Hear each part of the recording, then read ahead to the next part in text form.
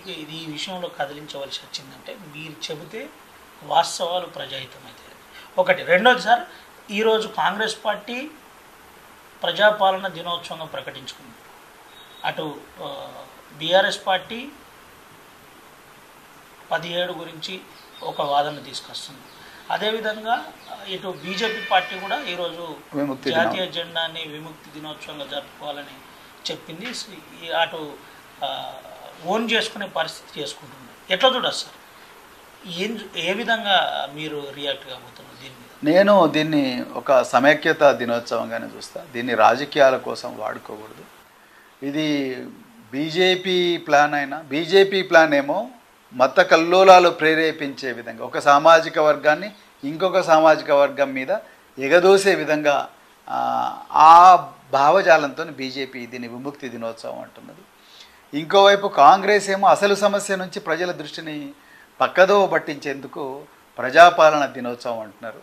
So ఈ రెండిటికి కూడా అర్హత లేదు. ఆ రెండు పార్టీలు కూడా ఈ తెలంగాణతో ఆడుకున్నవే తప్ప తెలంగాణలో దీని సెప్టెంబర్ 17 వాడుకుంటున్నారు. దాని తెలంగాణ ప్రజల మనోభావాలతో ఆడుకుంటున్నారు అంతే తప్ప వీళ్ళకు నిజంగా తెలంగాణ ప్రజల మీద ప్రేమ లేదు. ఎటుంది సార్? కాకినాడకి వస్తున్నారు, మళ్ళీ రొటీన్గా మీ వస్తూనే ఉంటాను, రెగ్యులర్గా ఎప్పుడు తిరుగుతున్నారు? ఎట్లుంది రెస్పాన్స్? చాలా బాగుందండి. ప్రజలు ఏ విధంగా రియాక్ట్ అవుతున్నారు? ప్రజల సమస్యలను ఎట్లా పరిష్కరిస్తున్నారు? చాలా బాగుంది. సమస్యల పరిష్కారం జరగడం అంటే సమస్యలు ఇప్పుడున్న పాల్వాయి హరీష్ బాబు గారు కానీ లేకపోతే ఇప్పుడు కాంగ్రెస్ పార్టీ నాయకులు వీళ్ళైతే ఎవరైతే అధికారంలో ఉన్నారో, ఇప్పుడు దండ విఠల్ గారు కొత్తగా జాయిన్ అయ్యారు. సో వీళ్ళందరూ వల్ల ఏమీ ప్రజలకు ప్రయోజనాలు లేవు అనేది ప్రజలకు చాలా క్లియర్గా తెలిసిపోయింది. అందుకొరకే మా ఇంటి చుట్టూ మా ఇంటి దగ్గరికి చాలామంది ప్రజలు వాళ్ళ సమస్యల గురించి వస్తారు. వాళ్ళ సమస్యల గురించి నేను ఈరోజంతా కూడా దాయగాము, నిన్న ఈజ్గాము, తర్వాత మొన్న ఇంకా కొన్ని గ్రామాలకు సిర్పూరు, కౌటాల లాంటి ప్రాంతాలకు నేను వచ్చినప్పుడల్లా వెళ్తూనే ఉన్నాను. ఈ ప్రాంతాల్లో ప్రజలను కేవలం ఒక నెంబర్లుగా, మూగ జీవాలుగా, పనిముట్లుగా, ఓటర్లుగా మాత్రమే చూసే సంస్కృతి ఈ ప్రాంత నాయకులకు ఉన్నది. ఆ సంస్కృతి ఉన్నంతకాలం ప్రజలను కేవలం నెంబర్లుగా, ఓటర్లుగా, మూగ జీవాలుగా, మాట్లాడే పనిముట్లుగా, బానిసలుగా చూసినంతకాలం ఈ ప్రాంతంలో ప్రజలకు న్యాయం జరగదు, పేదరికం పోదు, ఈ ప్రాంతం ముందరికి పోదు. ఈ ప్రాంతంలో సంపద అంతా కూడా కేవలం 1% ప్రజల దగ్గరనే ఉంది. 99% ప్రజలు బానిసలుగా బతుకుతున్నారు. సో అందుకొరకు ఈ సాంప్రదాయక ఇప్పుడున్న కాంగ్రెస్ పార్టీ కానీ బీజేపీతో ఏమీ అవదు. అందుకొరకే నేను బాగా తిరుగుతున్నాను. ఈ ప్రజలకు న్యాయం చేయాలి, వాళ్ళకు సమూలంగా మేము మొన్న ఒక మీటింగ్ పెట్టాం. అందరు ఈ ప్రాంతంలో యువకులందరికీ కూడా ఇన్సూరెన్స్ సెక్టార్లో ఏ విధంగా టాటా వాళ్ళతో ఇన్సూరెన్స్ సెక్టార్ అట్లనే అన్ని కంపెనీలు తీసుకురాబోతున్నాం. అదేవిధంగా విప్రో కంపెనీ వాళ్ళు ఇక్కడ చదువుకున్న అమ్మాయిలందరికీ కూడా 10వ తరగతి ఇంటర్మీడియట్ ప్రభుత్వ పాఠశాలల్లో చదివి డిగ్రీ కళాశాలలో చదువుతున్న ప్రతి అమ్మాయికి కూడా సంవత్సరానికి 24,000 రూపాయల స్కాలర్షిప్ కూడా ఇస్తామంటున్నారు. వాళ్ళతో కూడా నేను చర్చలు జరుపుతా ఉన్నా. 19వ తారీఖు నాడు ఒక పెద్ద మీటింగ్ ఉంది దానికి సంబంధించి. అది జరిగితే మన దగ్గర వేలాది మంది మహిళలకు న్యాయం జరుగుతుంది. ప్రవీణ్ కుమార్ ప్రయత్నం చేస్తున్నాడు కానీ పూర్తి స్థాయిలో సహకరించట్లేదని ఒక ప్రచారం. ఎవరు సహకరించట్లేదు? యువకులు కావచ్చు, కొంతమంది కావచ్చు, ప్రవీణ్ కుమార్ పై తప్పుడు ప్రచారాలు లేపుతున్నారు. అదంతా బోగస్రా, అదంతా ఏం నమ్మద్దు, ప్రవీణ్ కుమార్ స్టంట్ చేస్తున్నాడని యువకులను తప్పుదోవ పట్టించే ఒక వర్గం ప్రయత్నం చేస్తుంది. నిజమా? ఇది చరిత్రనే చెప్తుంది. గతంలో ప్రవీణ్ కుమార్ బోగసా, లేకపోతే రాబోయే రోజుల్లో ప్రవీణ్ కుమార్ బోగస్ పనులు చేయబోతున్నాడా, అసలు ఎవరు బోగస్, ఏంది బోగస్ అనేది మీరు త్వరలోనే చూస్తారు. నేను ఏది కూడా అబద్ధం చెప్పను. త్వరలోనే ప్రజలు వాళ్ళ కళ్ళతో చూస్తారు. అందుకొరకు ఏదైనా విత్తనం వేయంగానే ఒక్కరోజు పెద్ద వృక్షం కాదు.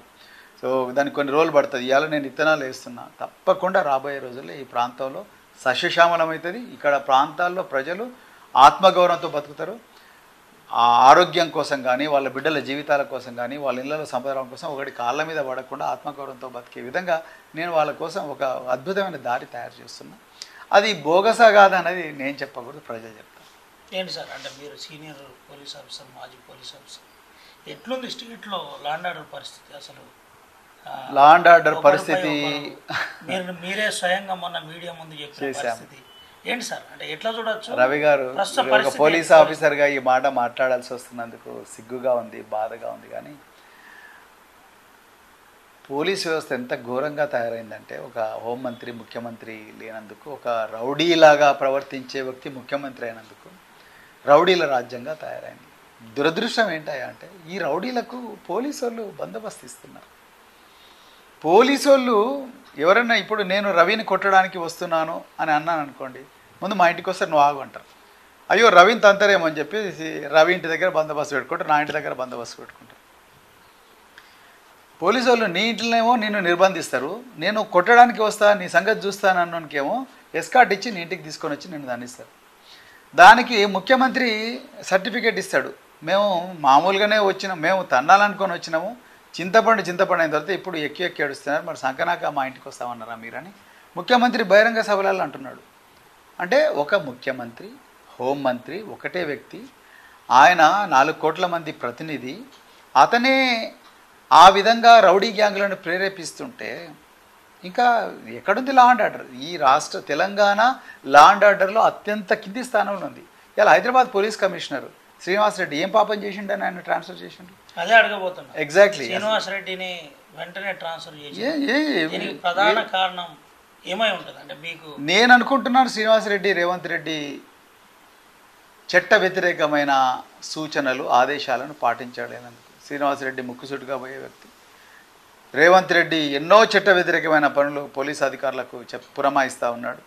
సో అవన్నీ శ్రీనివాసరెడ్డి టాలరేట్ ల్యాండ్ కబ్జాలు, ల్యాండ్ కబ్జాలు బీఆర్ఎస్ వాళ్ళనందరినీ తీసుకొచ్చి ఎగ్జాక్ట్లీ లేదండి బీఆర్ఎస్ వాళ్ళనందరినీ తీసుకొచ్చి లోపలేయండి, ఎవడైతే ఎక్కువ మాట్లాడితే వాళ్ళందరూ యూట్యూబర్ల మీద 66 ఐటీ యాక్ట్ కింద కేసులు పెట్టండి, 196 ఐటీ యాక్ట్ కింద మన బిఎన్ఎస్ కింద కేసులు పెట్టండి.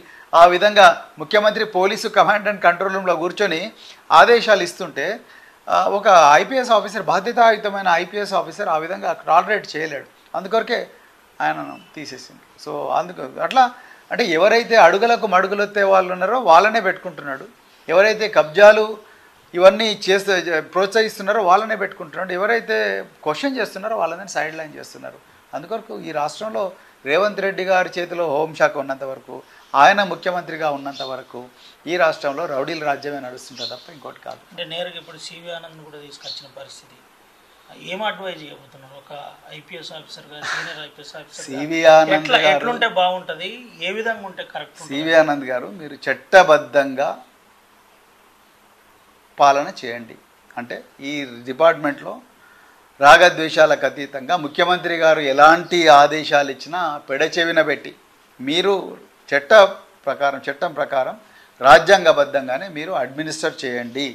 ముఖ్యమంత్రి ఇచ్చే చట్ట వ్యతిరేక ఆదేశాలు, అనధికారిక ఆదేశాలు, ఆయన దగ్గర కొంతమంది కోటరీ ఉన్నారు, ఆ కోటరీ ఇచ్చే ఆదేశాలు ఇవన్నీ కూడా మీరు పాటిస్తే రేపు మీకు కూడా ఇబ్బంది అవుతుంది. ఎందుకంటే అధికారం ఎవరి చేతిలో శాశ్వతంగా ఉండదు. అది ఆనంద్ గారికి ఒక్కరికే కాదు, అన్ని డిపార్ట్మెంట్ల శాఖల అధికారికి కూడా నేను ఇవాళ చెప్తున్నా. అసలైన తొలి వెలుగు. ఫాలో వాట్సాప్ @తొలి వెలుగు official.